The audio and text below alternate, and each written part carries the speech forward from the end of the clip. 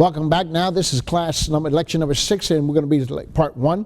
We begin to look at the book of Mark. The book of Mark. And I want you to understand that the book of Mark is it's the shortest of the Gospels, of the synoptic Gospels itself. And here's the theme that we're going to be working with out of the book of Mark. Mark is structured in such a way that the last week of Jesus' life is the focus of over 1/3 of the book. The theological significance of the Passion Week is obvious. Mark starts where Peter's experience starts, and with Jesus as an adult, and theologically related to John the Baptist's message of repentance and faith in the preparation for the work of the Messiah. And so I want you to begin to see that Mark itself is the most abbreviated of all of the Gospels, yet over 1/3 of it is just talking about that 1 week, the Passion Week, the week of Jesus Christ. There is a big difference between biblical history and church history, and for that reason, Mark becomes extremely important to us. So in our opening statements, let's begin to look at this and understand that the ancient church usually bypassed copying, studying, and even teaching Mark in the preference to the book of Matthew and Luke, because they saw Mark as what we would call today a Reader's Digest version, an abridged gospel, if you will, a view which is specifically stated later on by Aurelius Augustine and Saint Augustine, who we here in America pronounce him as Augustine, but even Augustine had that sense that Mark was just simply an abbreviated version, and he really didn't spend a whole lot of time on the book of Mark. Mark is not often quoted by the Greek church fathers or even the 2nd century apologists, those are the defenders of the faith. That is quite telling as you look at the early history of the church and how it utilized the Gospels. You note that Mark is ever really quoted or even used. In addition, since the rise of modern historical grammatical approach to biblical interpretation, the Gospel of Mark has taken on new significance when it is viewed as the first written gospel. And I think by and large, the majority of your scholars and theologians would agree that Mark is in fact the first written gospel. Both the book of Matthew as well as Luke use it in their presentation of Jesus' life and significance. Thereby, Mark becomes what we would call the foundational document of the church. It's the first official account of Jesus' life. That really is the importance of it, because it is the first official account of the life of Jesus is Mark. And you would have thought that being true, that Mark would have been utilized much more in the early church in terms of catechism, in terms of training and education. But no, that was not the case. It was the book of Matthew as well as the book of Luke. Again, we return to an earlier statement that we made at the very beginning of our semester, and that is that the Bible cannot mean to us what it never meant to those who first read or heard it. So we need to study Mark in its proper context. If you were to look at the book of Mark in terms of the miracles of Jesus, perhaps those that are unique to the book of Mark would be in fact the healing of a deaf mute. That would be in Mark chapter 7 verse 31, as well as the healing of a blind man at Bethesda, and that would be in Mark chapter 8 verse 22. So those two are quite unique to the book of Mark. Now, in the category of genre, the Gospels are not modern biographies or histories, and a lot of times you hear people treat the Gospels that way. Matthew, Mark, and Luke, as well as John, they treat them as biographies or histories. They're not that. That's not what it is. They are in fact selective. They are selective theological writings used to introduce Jesus to different audiences and bring them to faith in him. That really is the essence of the Gospels. They are good news accounts of Jesus' life for the purpose of evangelism, and I want to draw your attention to that as well, because Mark is being the what we would call the abbreviated version or the abridged version, or in modern terms, the Reader's Digest version of the Gospels, and it becomes an extremely effective tool in evangelism. Mark is made up of 4 very distinct historical settings or theological purposes. Let's enumerate them. Number 1, the life and the teachings of Jesus is the first one that you would note. Secondly, the life and the ministry of Peter, specifically of Peter. And third, it's the needs of the early church are expounded a bit here in the book of Mark. And fourth, the evangelistic purpose of John Mark. The Gospels are unique in their Near Eastern and Greco-Roman literature. The inspired authors had the Spirit-led task of selecting from Jesus' teachings and actions those that clearly revealed his character or purpose.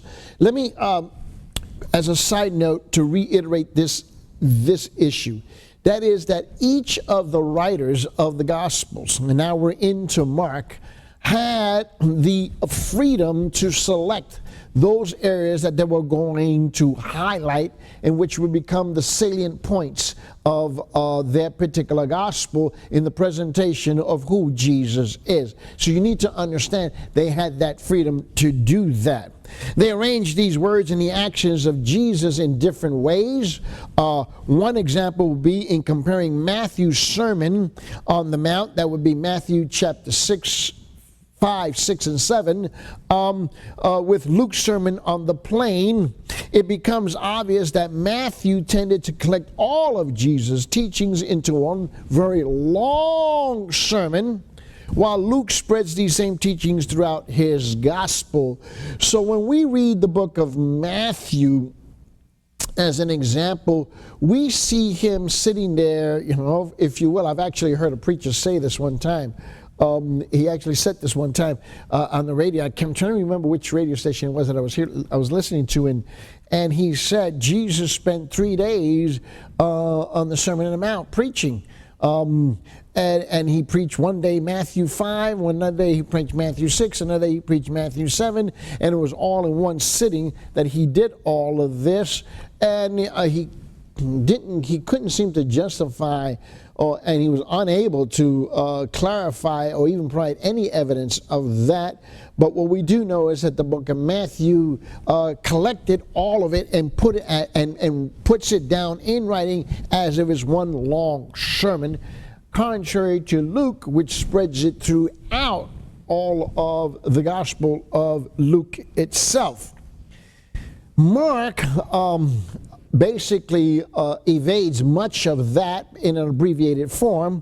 So this implies that the gospel writer's ability not only to select and arrange Jesus' teachings, but also to adapt them to their own theological purposes. I would recommend once again the book entitled How to Read the Bible for All It's Worth by Gordon Fee and Stewart. When reading the gospel, I believe that one must continue to ask what theological point these writers are trying to make. And that's what I'm always looking for, because Jesus and the Holy Spirit, God the Father, was always teaching us something specifically. There was always a direct teaching or indirect from God to us, his people.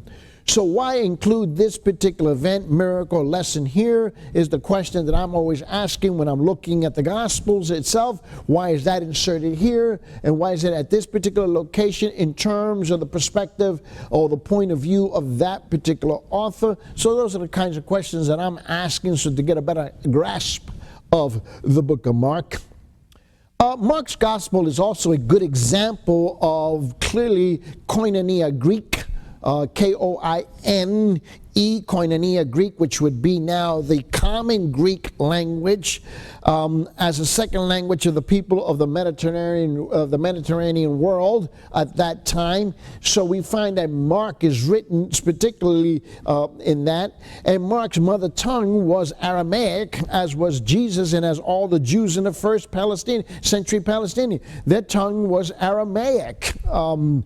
We would think of it in the modern era today as being Yiddish, Hebrew, but no, it was Aramaic, and that's basically most of the teaching is given to us there. And so thus it gets translated into Greek, because that was the second language, or the strongest language and the widest language in terms of commercial and education and doing business on a day-to-day basis. This Semitic flavor, if you will, is characteristic of Mark's gospel, particularly of his gospel. You need to understand that. It is, in fact, it's very characteristic, and I'll tell you why. If you were to take, just quickly, just write these down. Mark chapter 3, verse 17, particularly, is in Aramaic. Mark chapter 5, verse 14 is also in Aramaic. Mark chapter 7, 11 is in Aramaic. Mark 7, 14 as well is in Aramaic. Mark 10, 46. Mark 14, 36. Mark 15, 22. Mark 15:34, or particularly in Aramaic. You will also note that the Latin language also infiltrates into the book of Mark. Specifically Mark 5:9, Mark 6:27, Mark 12:15, Mark 12:42, Mark 15:16, and Mark 15:39. So you would see that the book of Mark presents some challenges to us, particularly when we get into the translation of it, because there is so much Aramaic that's woven into the text itself, along with Latin and Greek. And if you know anything about translation, not everything gets translated over smoothly, particularly when we're talking about translating concepts. There is a tendency to do transliterations or literal translations. The problem with that is that it usually miscommunicates the original intent and the concept of the author. So Mark undergoes a major translation from the Aramaic and the Latin into the Greek, and so it becomes the first major work about the Passion Week, or over 1/3 of it clearly about the ministry of Jesus Christ during that Passion Week. In terms of authorship, John Mark has traditionally been identified with the Apostle Peter in writing this particular gospel. The work, like all of the gospels, is anonymous, and you recall that we had talked about that in some of our previous classes this semester already. Another evidence of Peter's eyewitness account is the fact that Mark himself does not record these three special events in which Peter was personally involved. Mark does not record it, and yet Peter is the one who's doing the dictation, if you will. He is the author, but by and large, Mark is the amanuensis. He is the secretary. He's the one who's writing now. So he is credited as the one who's writing it. Had it been Peter, it would seem to me that Peter would have, in fact, related these three particular events. But we do know that Peter was heavily involved in it, but they're not recorded, so it leaves John Mark himself as the author. For example, when he was walking on water, number one, you remember that whole text in the book of Matthew, in chapter 14, verses 28 to 33. Peter is personally involved there, but he's not recorded in the book of Mark. Number two, his being the spokesman at Caesarea Philippi, if you remember that, in Matthew chapter 16, verses 13 to 20. So that's not recorded. In Mark only, you will find in Mark chapter 8, verses 27 and 30, and where it says, on this rock, and the keys of the kingdom passages, they're omitted there. It's not mentioned there whatsoever. It seems to me that if Peter had been the person who wrote this out physically, personally, he would have included those events as he was there. And then third, his procurement of the temple tax for himself and Jesus. If you remember in Matthew chapter 17, starting over there in verse 24 through 27, Jesus says, go into the river and pull out this coin, and so to pay the temple tax. It seems to me that if Peter had been the one who wrote out the book of Mark, he would have included that. Now let's talk a little bit about early church tradition. We're just kind of doing a synopsis of the book of Mark, so you get a handle and an idea of it. Early tradition in terms of providing kinds of evidence that we need with regard to the book of Mark. Number one, Papias, the bishop of Hierapolis, more or less around the time period of the year of 130, he wrote in his writings, which was titled Interpretation of the Lord's Sayings. He wrote a book, there was a whole writing about this, which is quoted by Eusebius, the historian, and the historian, this is much, much later on. If you remember, the historian Eusebius lived between 275 to 339 in his book called Ecclesiastical History. So he quotes Papias, and this is what he's talking about. He asserts that Mark was Peter's interpreter who recorded accurately, but not chronologically, Peter's memories of Jesus. Apparently, Mark took and adapted Peter's sermons and organized them into a gospel presentation. Henceforth, that's why it's an abbreviated presentation, or a Reader's Digest, or a tract version, if you will. Papias claims to have received this information from the elder, which referred to the Apostle John. And if you recall, Papias was one of John's disciples. So that is a very strong possibility, because he claims that that's where he got his information from. And you remember that John, the apostle, does not die until well into his 90s. So it could be, in fact, that he got that information directly from John. And we're talking about church tradition. That's the reason why I told you earlier there is a difference between biblical history and church history. But we need both of them. The anti-Marcionite prologue to Mark, written about roughly around the year 180, identifies Peter as the eyewitnesses of Mark's gospel. It also states that Mark wrote the gospel from Italy after Peter's death, which is held traditionally that he died in Rome, more or less around the year of 65 AD. The church father Irenaeus as well. Irenaeus was writing around the year somewhere around 180 as well. He mentions that John Mark, as Peter's interpreter and the compiler of his memories after his death. We know that because there is a written document. It's called Contra Hereses, and it's in that particular document, which is in Latin. Also, the Mauritanian fragment.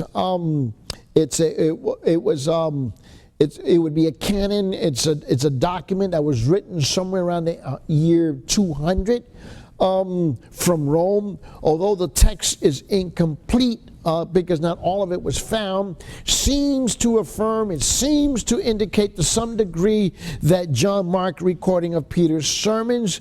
So we begin to see, as we piece all these things together, that the church is affirming, at least historically, that John Mark was recording all of Peter's sermons at the direction of as he put all of it together for Peter. Because remember, Peter had been martyred somewhere around the year of 65 AD. Also, Walter, the historian and the scholar Walter Wessel, who wrote in the Expositor's Bible Commentary, he makes the interesting comment that the above early church traditions are from geographically diverse church centers. So there is this, and the importance of that is this, is that there's this broad consensus of the early church world, if you were to do a full circle, if you will, of the from Jerusalem around the Mediterranean all the way up and through Greece, through Turkey, modern day Turkey, back down through Syria, back into Israel, down through northern Egypt, which would be North Africa. You did that full circle. You would see that the early church fathers from all of those circle points all affirm that John Mark is the one who compiled Peter's sermons. And we know that that takes place much later because Peter was martyred. Papias, he was in Asia Minor, which would be the whole area of Turkey. The Ante-Marcian prologue and the Mauritanian fragment both were in Rome. We know that from the historical records. And Irenaeus, he was in what we would call, he was in Lyons, in what we would call France, modern day France. Today, Irenaeus' tradition also found that Tertullian, the church father also, who was in North Africa, affirms that from the fragments that he had available to him, that John Mark compiled Peter's sermons.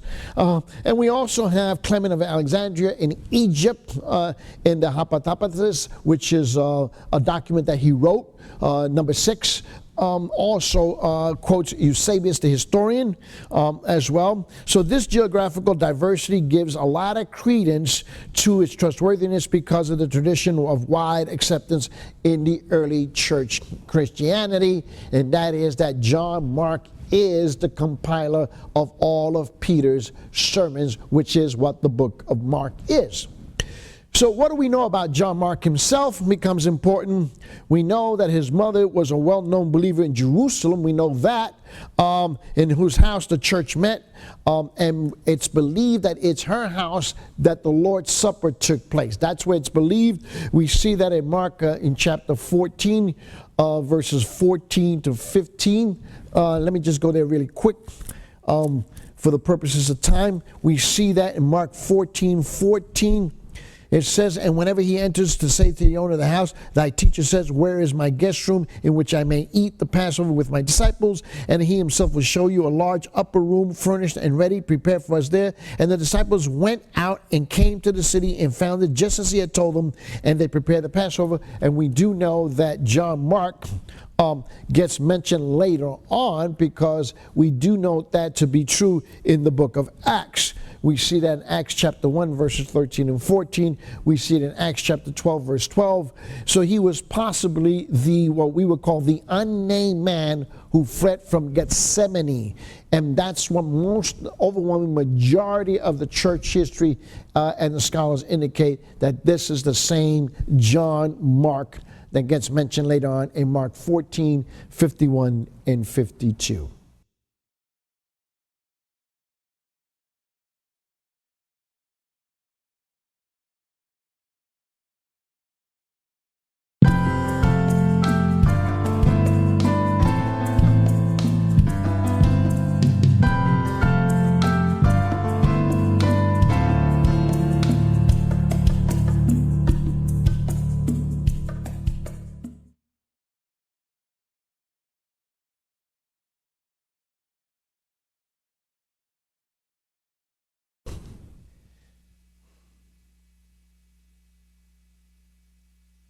Welcome back to Lecture 6, Part 2.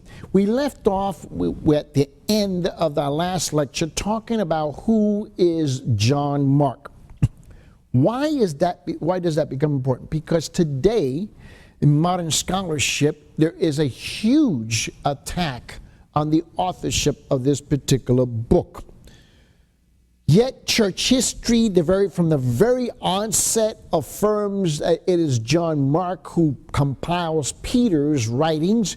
And so I want to just take some time to talk about who is John Mark. Well, we know that John Mark was not one of the apostles. He was not one of the disciples. We do know that. There seems to be this thought pattern today that only the disciples, only the apostles were the ones who authored any of the books that's found in the New Testament. That is not true. You need to understand that. We know that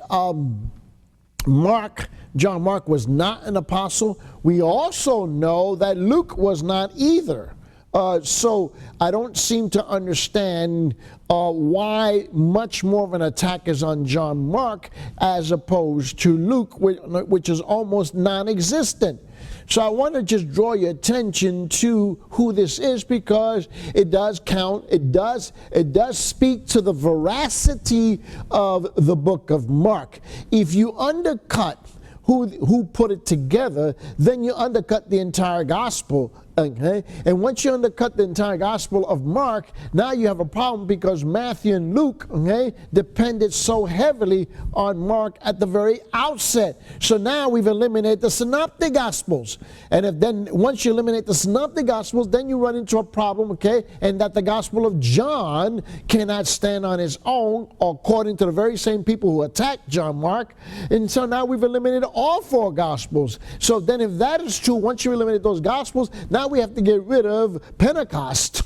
We're going to have to get rid of Pentecost, because the book of Acts then becomes, by and large, at least half of it has to get eliminated, because if you were to take the book of Acts and divide it, it would be Peter and Paul and their ministry primarily. So now we're left with, all kinds of holes in the presentation of the canonization of the New Testament. So what do we know about John Mark? And you go, well, Brother Eddie, that's not all that important. It is, because we're seeing these attacks not only from the academic circles, not only from the circles of scholars, and not only from the circles of theologians, but now we're beginning to see this inside of various movements in the churches, because now this is what they use also to then eliminate almost the entire chapter 16 of the book of Mark as well. So these attacks are relentless simply because they've not taken the time to study out the evidence that gets put together. In fact, there's much more evidence. Let me tell you this. Let's be very clear about this. There is much more evidence with regard to John Mark being the compiler of Peter's sermons than there is to say that he was not. In fact, you have to have more faith that he is not the one, because of so little evidence that's provided to that, and neither do they present an alternative as to who could have written it, as opposed to John Mark being the person. So when we look at this, you see what I'm trying to see is to get you to see there's a bigger picture. Anytime you think of these arguments being minutiae, small, insignificant, no, they're not, because they're usually leading to something bigger. There is a logic to how these attacks go. So once again, we asked the question, so who is John Mark? And if you remember, I told you his mother was the well-known believer in Jerusalem, and in whose house the church met. And it is believed, at least many scholars believed, particularly when you get to the book of Acts chapter 1, that it was his mother's house where the Last Supper was held. We know because in Mark chapter 14, it says in verse 14 and 15, and I believe I shared that in our last session with you, it says this in Mark chapter 14. In 14:14, it says, and wherever he enters, say to the owner of the house, teacher says, where is my guest room in which I may eat the Passover with my disciples? And he himself will show you a large upper room furnished and ready prepared for us there. And the disciples went out and came to the city and found it just as he had told them, and they prepared the Passover. Now, if you turn over to the book of Acts chapter 1, I want you to see this in the book of Acts chapter 1, because I just kind of want to see if I can tie this together for us a little bit here. And that is that we will see this. In Acts chapter 1, we see in verse 12 and 13.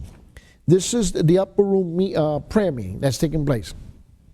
It says, then they entered into Jerusalem from the mount called Olive, where we have the Olivet Discourse, which is near Jerusalem, a Sabbath day journey away.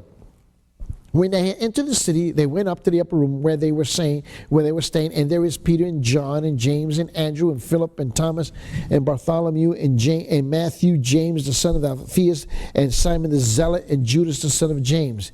These all with one mind were continually devoting themselves to prayer, along with the women and Mary and the mother of Jesus and with his brothers.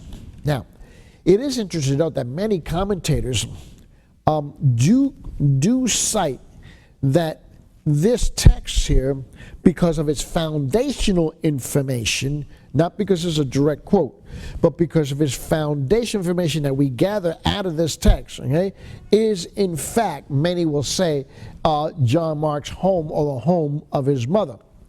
He was also possibly the man who's unnamed, who fled from Gethsemane, if you remember back in Mark chapter 14. And go back with me to verses, let's go back to verse 51. Mark 14:51, a young man was following him, wearing nothing but a linen sheet over his naked body, and they seized him. This verse here gets quoted, I don't know how many times, that perhaps this is John Mark himself. There seems to be where that source is or where it comes from. I'm really incapable of identifying for you, but what I do know is that many scholars and historians seem to point that it is John Mark. And if the mob, and so we see this, and if the mob under Judas' guidance had first gone to Mark's mother's house in search of Jesus, possibly where the last Passover was observed by Jesus, well, Mark could have been present because it was his mother's house. He could have heard the noise because he would not have been allowed to be in the room with Jesus and the other disciples as they actually literally took the supper. So it is suspected then what was happening. He suspected what he heard, what was happening, and so he ran after the multitude quickly with just a sheet over him. And so we see in Mark 14:51, and then 52 says, but he pulled free of the linen sheet and escaped naked. Okay? So it seems that a lot of people will point toward that as a piece of evidence. We have a lot of circumstantial evidence pointing toward John Mark.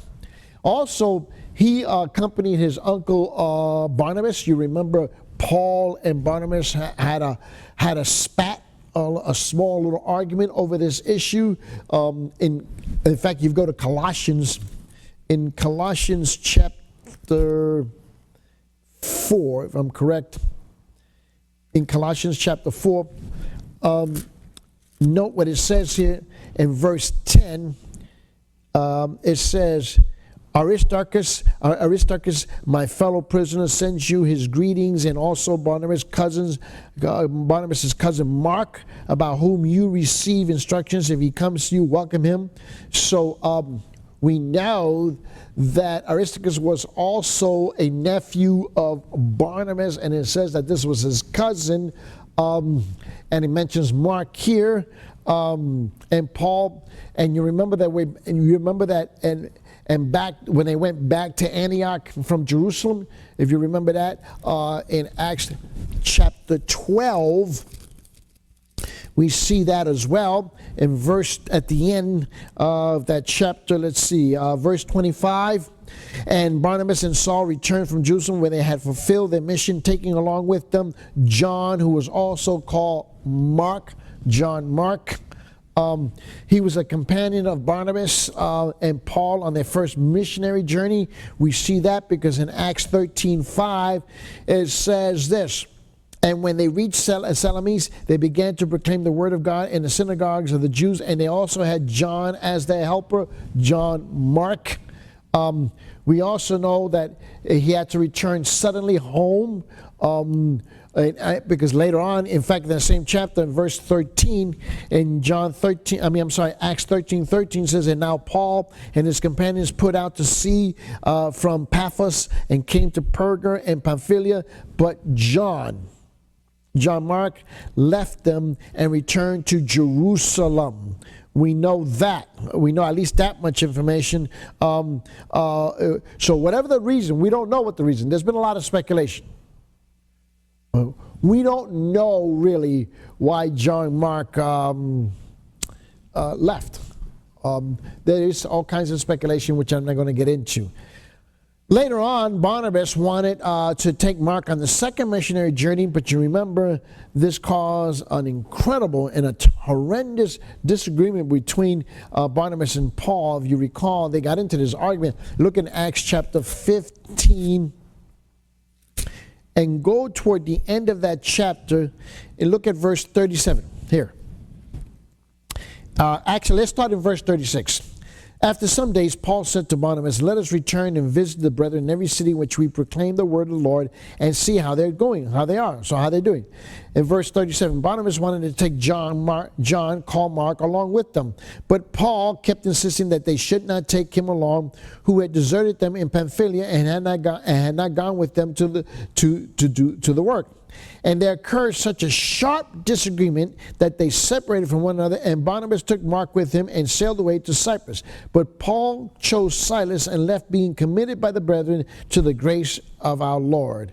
And he was traveling through Syria and Cilicia and Cilicia, strengthening the churches. So there was this, again, we don't know why John Mark left them in Acts 13:13. We don't know that why. There's all kinds of speculation. But we do know that when Barnabas told Paul that he'd like to go take him with him again to the second missionary journey, Paul said, no way. And they got into an argument, and they split over this issue. They actually split over this issue, but this was a temporary split. Because later on, John Mark becomes endearing to Paul. We know that, okay? We know that because he was later reunited with Paul and became a friend and a co-worker. If you recall, we just read back there over there, and we read that just a little bit a while ago in Colossians 4. We read that over there in Colossians 4:10, where it says this, and Aristarchus, my fellow prisoner, sends you his greetings, and also Barnabas, his cousin Mark, about whom you receive instructions. If he comes to you, welcome him. So you see, he's got his arms open to him. This is one of, Aristarchus was one of Paul's companions, one of his guy who worked with him. And you remember that riot scene in Ephesus, okay, that he was there. And so he accompanied Paul on his trip to Jerusalem and on into Rome. We know that later on because the scriptures tells us that very clearly. We see that in Acts chapter 27. And then in 2 Timothy 4:11, in 2 Timothy 4:11, we see here also where it says, only Luke is with me. Pick up Mark. This is talking about John Mark. And bring him with you, for he is useful to me for service. So now you see where he makes this remark about John Mark again. So they obviously, whatever the differences they had between them, whatever disagreement that was caused by Mark's abandoning them or leaving them for whatever reason, we don't know why, it was made up, and they would now have forgiven each other and moved on. And we also see it in Philemon in verse 24 as well.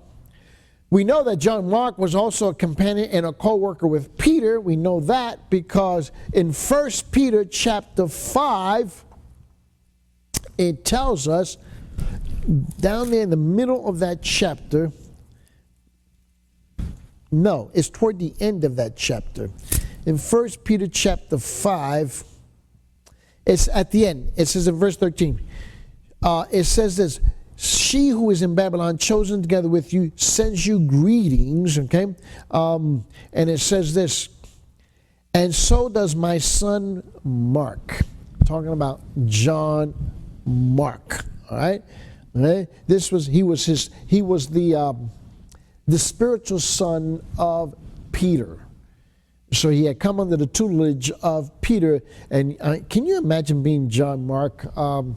And he has the privilege of working directly under Peter and Paul. That's just incredible, absolutely incredible. We know that.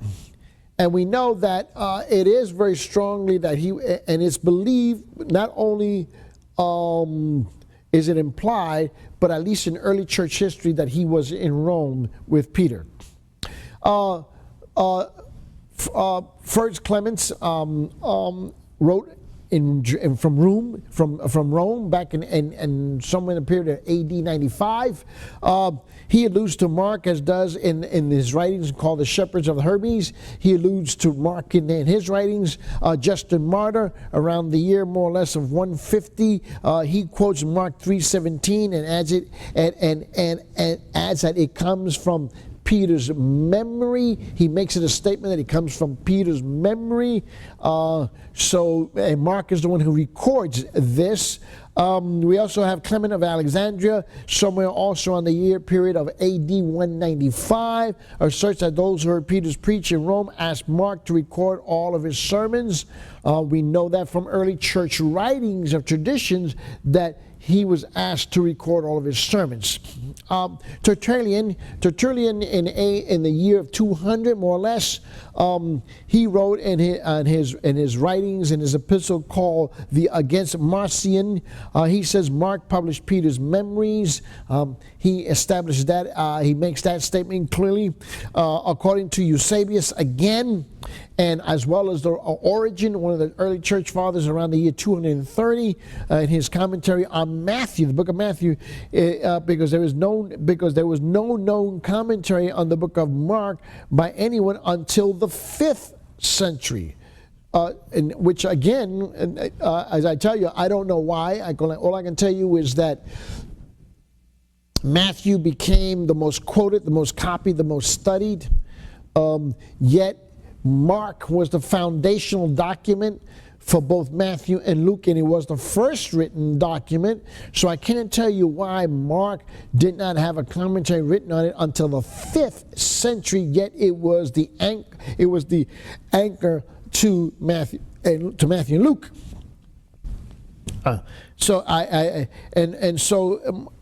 We also know that Eusebius, as well as Origen, claimed that Mark wrote the gospel as Peter explained it to him.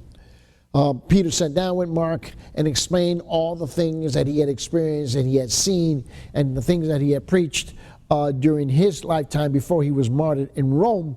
So what we've seen here is now for the first 200 years in the history, the church affirms without any hesitation, without any doubt, that John Mark is the author of the book of Mark. He, again, was not a disciple. He was not an apostle. Mark's involvement seems confirmed also because we read earlier in Mark 14, 51 and 52, where man flees naked from the Garden of Gethsemane just after Jesus is arrested.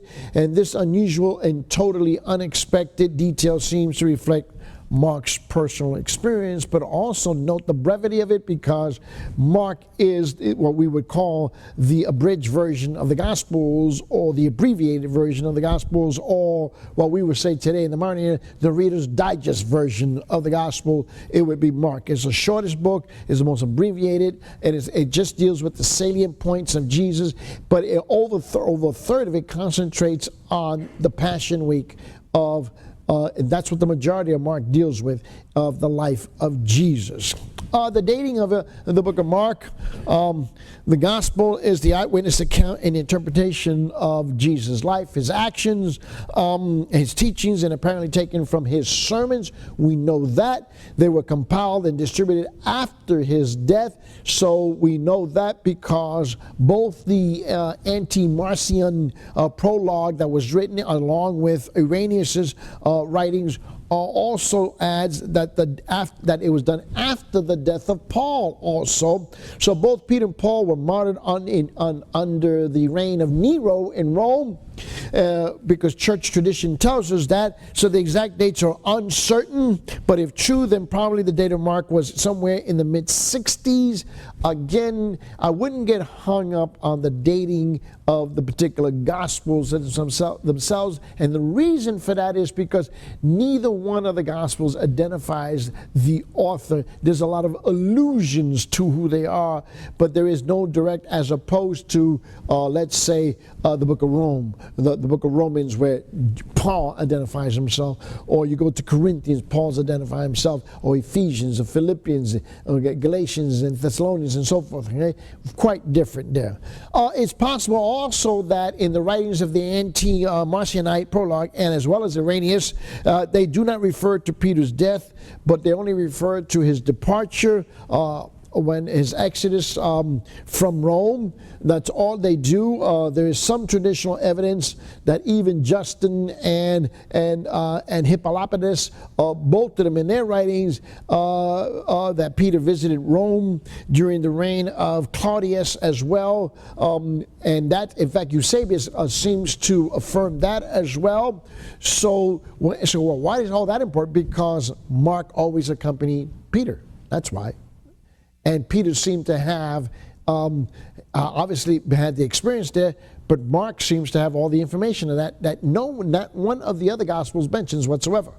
So it seems that Luke concludes the Acts with Paul still in prison in the early 60s, 60 to 65, 66, somewhere in there.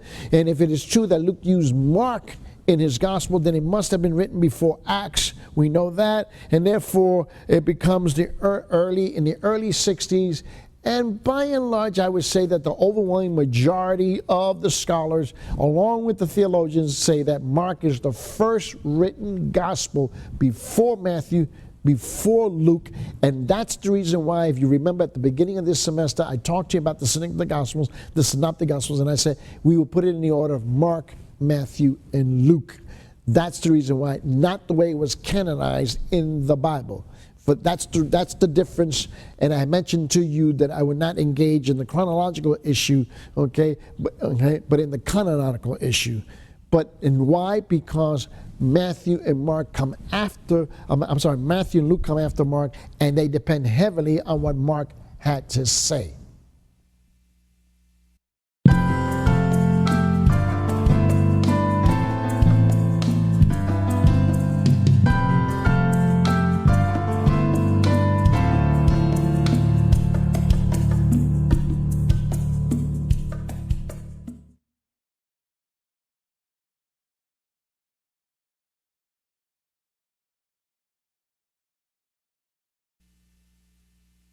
Welcome back. This is Lecture 6, Part 3, and I want to attempt to finish off this introduction with regard to the book of Mark before we begin to get into the details. Let me remind you as well as to where you should be in your reading. I need to remind you that because I haven't done that in a while. In Dr. Carson's book, you should be at pages 169 to 182 at the top of that. And then Dr. Benware's book, you should be at pages 98 all the way to 106. Please keep up with your reading. We have quite a number of questions in the exams, so you need to stay up with your reading. I also want to remind you that as you go through the material and the handouts that you're going to be receiving, please keep in mind that together with your reading of your textbook and the handouts, it becomes crucial because later on in your midterm exam as well as in your final exam, you'll discover that the questions are coming out from both sources.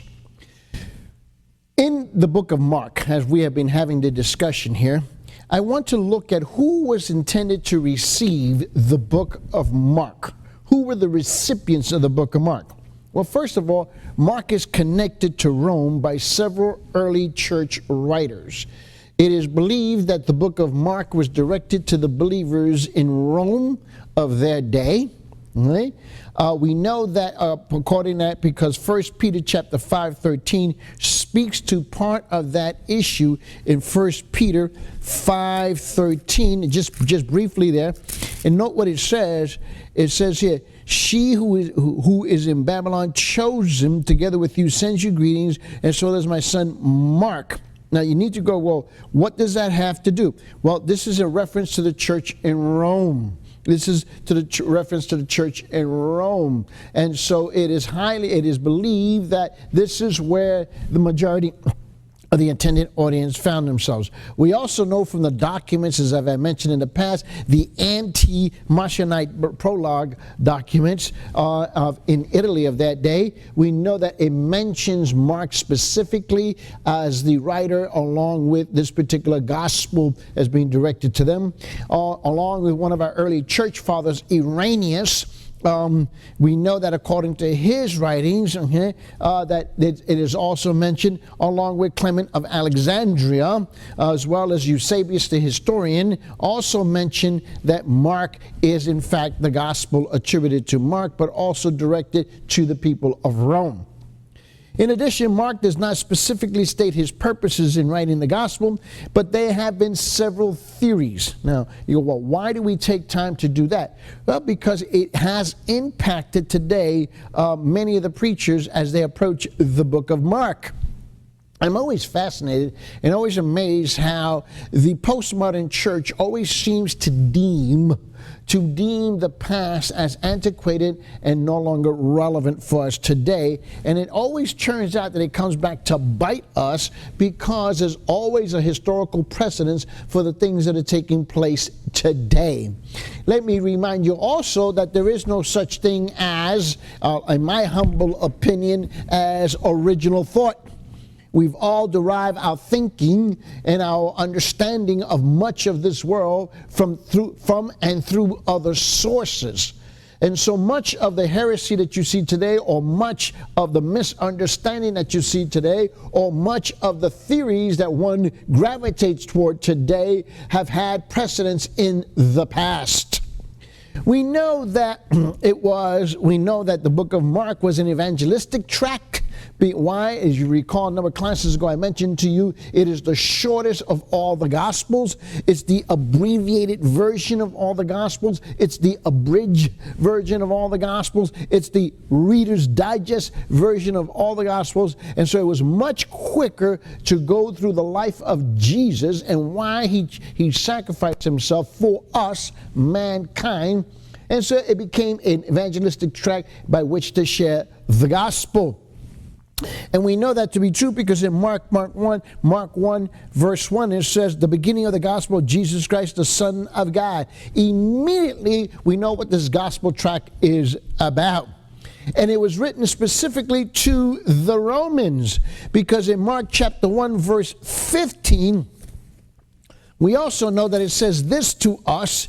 It says, and saying that the time is fulfilled and the kingdom of God is at hand, repent and believe in the gospel. Now, there is no chronological time here that's being mentioned here, but what we do know that at that time, the people had interpreted it to be the time of the church. We also make references of that understanding in Mark chapter 10 as well. Later on, we see this in Mark chapter 10. And let's go there just briefly there in verse 45. It tells us this. It says, for even the Son of Man did not come to be served, but to serve, and to whom he give his life a ransom for many. And we see this here, this whole concept of ransom is in fact plays itself out heavily and is intricately interwoven into the Roman society. In addition, Jewish elements have been interpreted out of the book of Mark.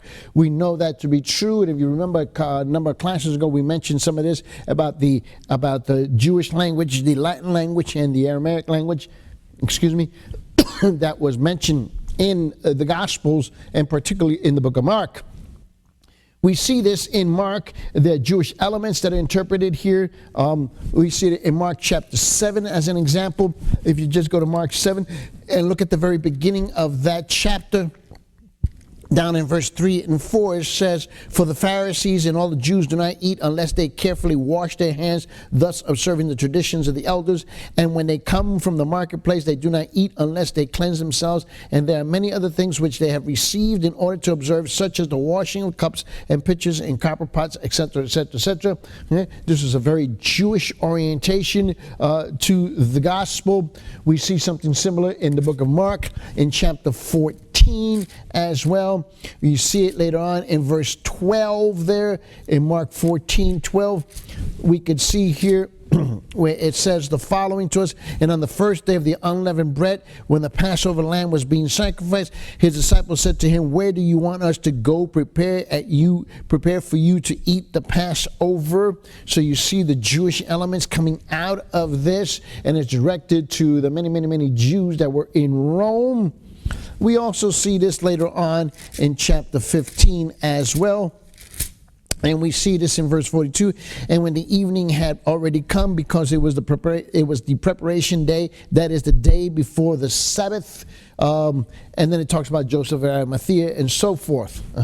So we begin to see this here. We also see that Mark also has in it, the appeal to Mark is that it is because it was an evangelistic tract, they were able to communicate to the Gentile population. They were able to communicate to the Roman population, the citizenry of Rome there. They were able to communicate to the Jewish population inside of Rome. And they were able to communicate to the Arab population, the Aramaic speaking population of Rome as well, because it was a tract that was so easily moved in through all of those distinct cultural groups. For example, the Aramaic words that are translated highly in the book of Mark, you see Mark chapter 3 verse 17. You see that as well there. You can see this very clearly here in Mark 3:17. And let me show you that in your Bibles, where it says this. It says, and James the son of Zebedee and John the brother of James, to him gave the name of Boanerges, which means son of thunder. And that was an Aramaic term that was used, a name there. We also see it in Mark 5:41, where it says, taking the child by the hand, he said to her, Talitha cum, which translated means little girl. That's Aramaic. You see it in Mark chapter 7 as well. In Mark 7:1, at the very beginning of that verse, where he says, and the Pharisees and some of the scribes gathered around him when they had come from Jerusalem. So it lets you know that they're in Rome. They're in Rome because there was many who had traveled there. We see this as well in Mark 7:34, Mark 10:46, Mark 14:36, Mark 15:22, and Mark 15:34. So you see a lot of Aramaic is being translated there. And so the book of Mark, the gospel tract itself, was very appealing to a very wide audience in Rome. Then we also have as well the use of many Latin words. We see this in Mark chapter 6 in verse 27. Look with me there, where it talks about the speculator. It says, immediately the king sent an executor and commanded him to bring back his head, and he went and had him beheaded in the prison. Well, in there, that word executioner, there was the speculator. We see this in Mark, and we also see in Mark 7:4 as well, where it says, and when they come from the marketplace, they do not eat unless they wash, they cleanse themselves, and there are many, who observe all of this. You see this a lot in Mark. You will see Mark 12, for example, you see the Latin words that are being translated not into our English text, but you'll see, for example, the concept of the speculator, which is in Mark 6:27. You see the concept of the sextanist in Mark 7:4. You see the census, what it's talking about in Mark chapter 12, verse 14. That, in fact, is Latin. The quadrants in Mark chapter 12, verse 42. The praetorium in Mark 15:16. The centurio in Mark 15:39, and the flagere, which is the cat of nine tails, the whipping, okay? That's in Mark 15:42. So you begin to see that Mark was very appealable, if you will, because of much of the words that were so mixed in. It's very much like today. For example, if you come to Los Angeles in California, it's very, very, very, very common to hear a lot of people who will speak and intermingle a lot of the English language with Spanish, and so they'll be right in the middle of a conversation, and all of a sudden they'll move right into several Spanish words, or they're in the middle of a conversation in Spanish and they'll move into several English words. It's very, very common. And for example, in our city, in Los Angeles, California, where I happen to be located at, is you also see we live in a community with 225 languages. Do you hear me? It's 222 languages are spoken in this community alone. And you'll hear many, many, many times conversations with people with English mixed in with a number of other languages. And so that was very common. Rome was that way. It was very, very common. So was Jerusalem. Jerusalem was that way. It was nothing new. So you need to understand that the appeal of the tract of Gospel of Mark was extremely appealing because it was able to communicate to a much broader audience. And we see that a lot. So we see inclusive language in relationship to Jesus here. What is inclusive language? Inclusive language is relating to those in Palestine.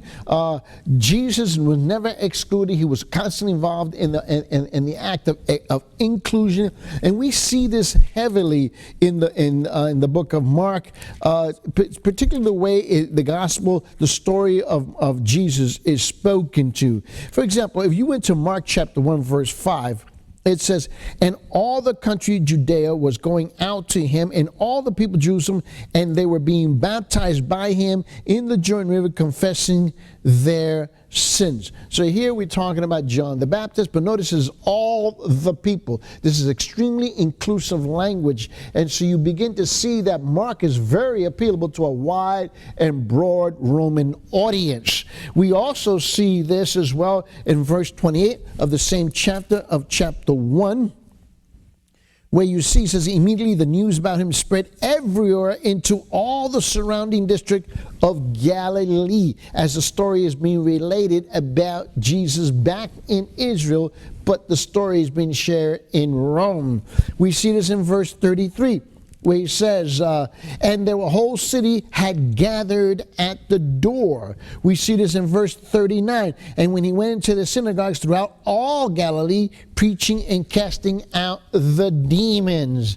We see this in Mark 2:13, where he says, and he went out again by the seashore, and all the people were coming to him, and he was teaching them. We see this as well in Mark 4:1 as well. Where it says this, he began to teach again by the sea, and such a very large crowd gathered to him. He got into the boat in the sea and sat down, and the whole crowd was by the sea on the land. We see this in Mark 6:33 as well, where it says this, and the people saw them going, and many recognized them and ran together on foot from all the cities and got there ahead of them. We see this in verse 39 as well, where it says, and he commanded them all to sit down by the groups on the green grass. We see this in verse 41, where he says, and he took the 5 loaves and the 2 fish, and looking up toward heaven, he blessed the food and broke the loaves, and he kept giving them to the disciples to set before them, and he divided up the 2 fish among them all. Notice all the inclusive language here. We see this in verse 55 as well, and it says, where it says this, and ran about the whole country and began to carry here there on their pallets those who were sick to the place that they heard he was. So the importance of Mark is that Mark's appeal was to a very broad audience, specifically Romans, but within that audience, it was a multicultural, multi-language audience. And so Mark has a strong, strong appeal because of all of its inclusive language.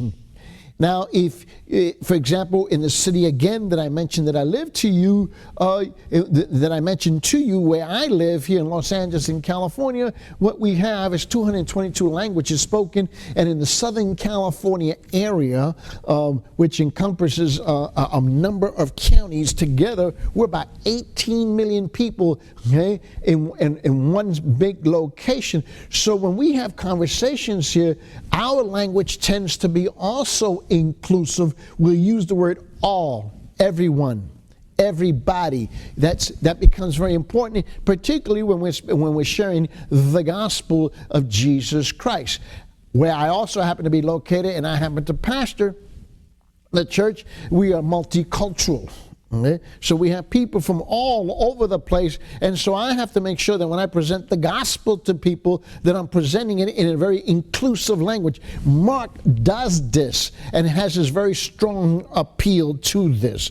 In addition, the inclusive language relating to all people. That's really crucial because you never find Jesus talking about a specific group being eliminated simply because of their ethnicity. We see this in Mark in chapter 13 as well. And you see here, and go down with me down to verse 10. He says, and the gospel must first be preached to all the nations, to all the nations. So we see that this gospel tract of Mark is very, extremely appealable to many. Persecution following the fire in Rome as well broke out, and around the year of AD 64, the emperor at that time, Nero, had blamed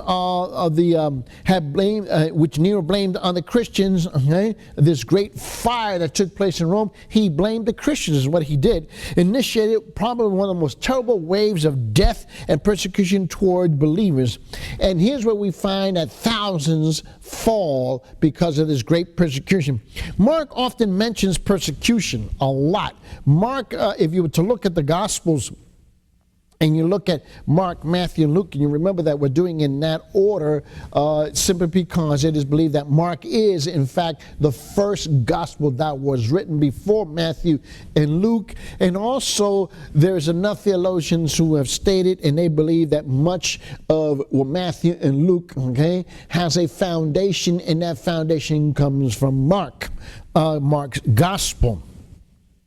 We see the great subject here of suffering, which is interwoven into the text of the book of Mark greatly. And this became crucial in Rome, given the great suffering that takes place in Rome.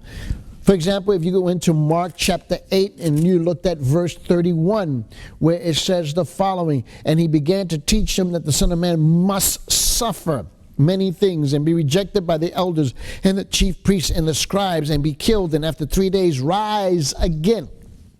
But notice the emphasis on the suffering. We see this. We also see it in Mark chapter 9. Look with me in verse 39. But Jesus says, do not hinder him, for there is no one who will perform a miracle in my name and be able to soon afterwards speak evil of me. Why? Because he's making reference to the suffering that he's going to have to go through. We see this again in Mark chapter 10. Toward the end there. And look at verses 33, 34, where he talks about, he says, behold, we are going up to Jerusalem, and the Son of Man will be delivered into the chief priests and the scribes, and they will condemn him to death, and they will hand him over to the Gentiles. They will mock him and spit on him and scourge him and kill him, and 3 days later he will rise again. Again, we see here at the end of this same chapter in verse 45, in 1045, he says, for even the Son of Man did not come to be served, but to serve and to give his life for ransom for many. So we see this concept of suffering, and now people were able to relate to this suffering servant, the suffering Jesus for them. Also, Mark talks about the delayed second coming, the death of eyewitnesses to Jesus, especially the apostles, how they were killed and martyred later on. Mark deals with the issues of the rise of the heresies within the widespread Christian churches, particularly in the churches in the area of Galatia, the Judaizers, and then the Gnostics in 1 John.